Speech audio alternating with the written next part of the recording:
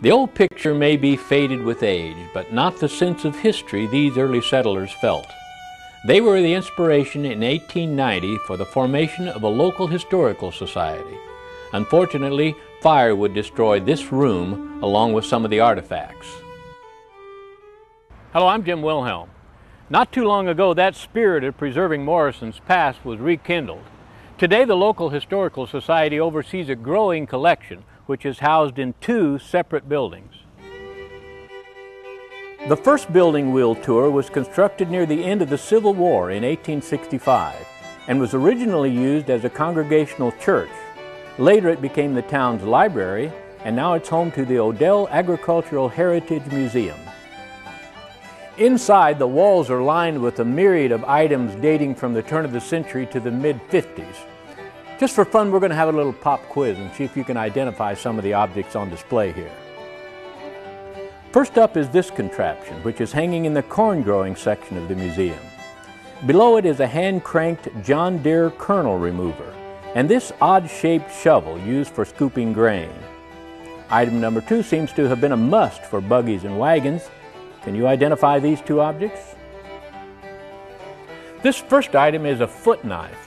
It was strapped to the leg and used to cut the corn stalks, leaving the hands free. And the second item we showed you was a buggy weight.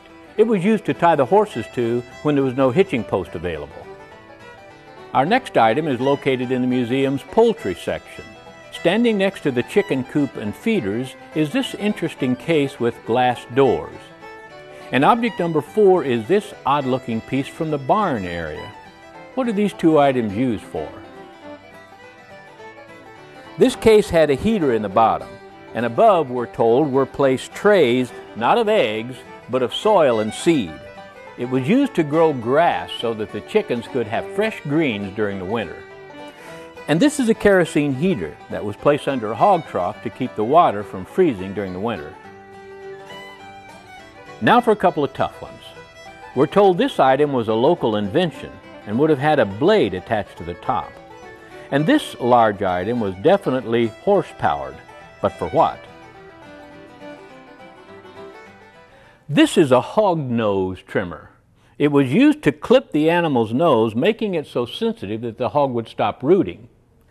And this is another wintertime item. This is a horse-drawn ice cutter with 3 sets of graduated blades, each one cutting a bit deeper. Although it's fun to look at all these implements and learn how they were used, they also serve a larger purpose. They're a vivid reminder of how hard farm life was and how much technology has changed our lives in just a few decades. Behind me is the Carlton House, the oldest structure in town. And like the Agricultural Museum, it was originally built as a church. But unlike the museum, this one has had a rough journey. During the winter of 1859, it was moved from 1 mile west to this location. While traversing the frozen rock creek, the ice gave way and the old church sank into the shallow waters. Eventually it was razed and became a hotel. Later it became Morrison's first hospital. Today it houses the rest of the Historical Society's collection, which focuses on local business and area history. On display is this ledger book from 1898, listing the Carlton House expenses. Notice at the time 3 cans of corn cost $0.25. And here's a guest register from 1875 when the hotel was known as the Franklin House. This rocking chair belonged to a local newspaper publisher, and legend has it that it was a gift from a friend that he used to go hunting with. That friend's name was Bill Cody. We know him better today as Buffalo Bill. Speaking of famous people, the most distinguished person born thus far in Morrison is Dr. Robert Millikan. He not only organized the physics curriculum for the University of Chicago, but in 1923 won the Nobel Prize for his research work in that field.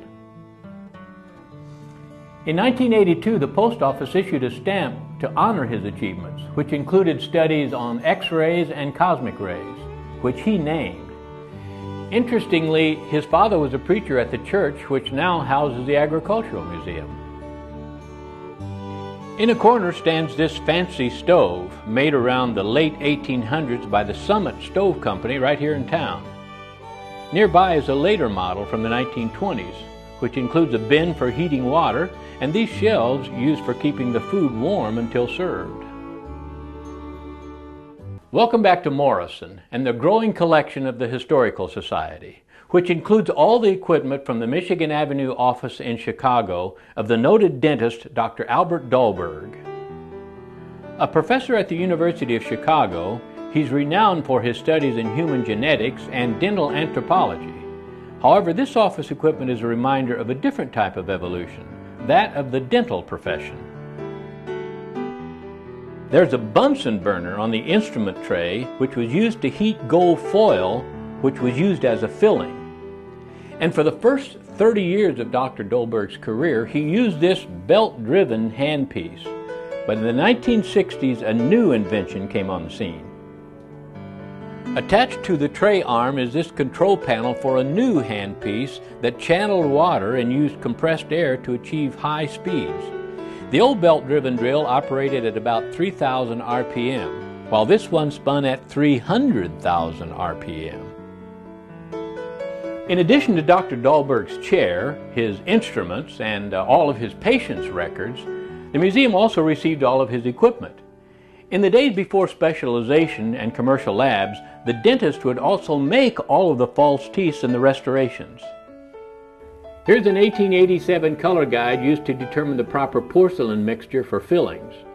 And from that same era is this set of dentures made out of vulcanized rubber. Before that, whalebone, wood, or even cast metal were used. Hanging on the wall is this diploma from Northwestern University's College of Dentistry from 1892. It was only the second class to graduate from that institution. But what makes this diploma even more interesting are the signatures at the bottom. It's signed by some of the heavyweights of the profession who were teaching at the college at that time. For instance, there was G.V. Black, who's considered the founder of modern dentistry. Edmund Noyes, who became the dean of the University of Illinois College of Dentistry.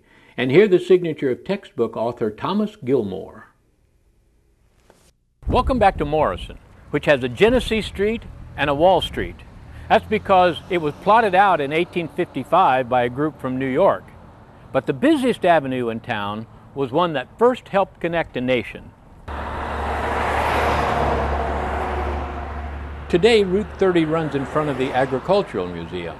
But back in 1913, it was part of the first transcontinental road in America. Named the Lincoln Highway, it was a bold initiative proposed at a time when dirt roads snaked between towns.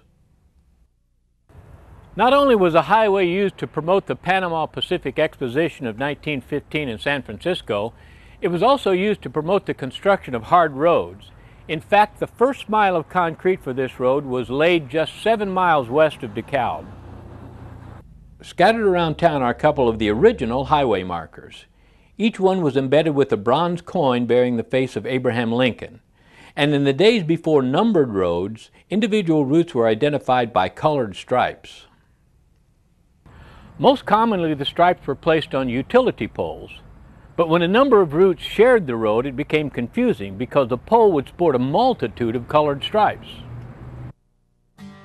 Like the old markers, Morrison today continues to hang on to part of its past, a tradition that began in those early days when the county settlers would gather in the town's park to reminisce and share stories. For more information about the Morrison Historical Society and when the museums are open, call 815-772-8889.